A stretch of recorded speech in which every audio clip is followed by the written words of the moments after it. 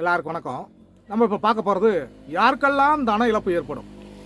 தொட்டதெல்லாம் லாஸு, எடுத்தா நஷ்டம், பணம்னு எடுத்துட்டாவே விரயமாகிட்டே இருக்குது, பணம் தண்ணி போல் செலவாகுது அப்படின்னு சொல்லுவாங்க. அது யாருக்கு அப்படி பார்த்தீங்கன்னா, தன அதிபதி விருச்சிக ராசியில் இருந்தால் தண்ணி போல பணம் செலவாகும், பணம் நிலைக்காது.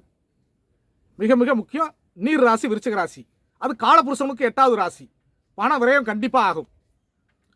2ஆம் இடத்த அதிபதி ராசிக்கு 6-8 இருந்தாலும் பண விரயம் ஏற்படும். ராசிக்கு 2ஆம் அதிபதி லக்னத்துக்கு 6-8 இருந்தாலும் பண விரயம் ஏற்படும். லக்னத்துக்கு 2ஆம் அதிபதியும் ராசிக்கு 2ஆம் அதிபதியும் கண்ணியில் இருந்தாலும் பண விரயம் ஏற்படும்.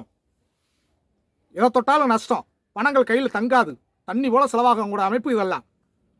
அதேபோல் லக்னத்துக்கு 2ஆம் அதிபதி ராசிக்கு 2ஆம் அதிபதியும் மாந்தி சேர்க்கப்பட்டு சனி பார்வைப்பட்டு விட்டால் பணங்கள் கையில் தங்காது.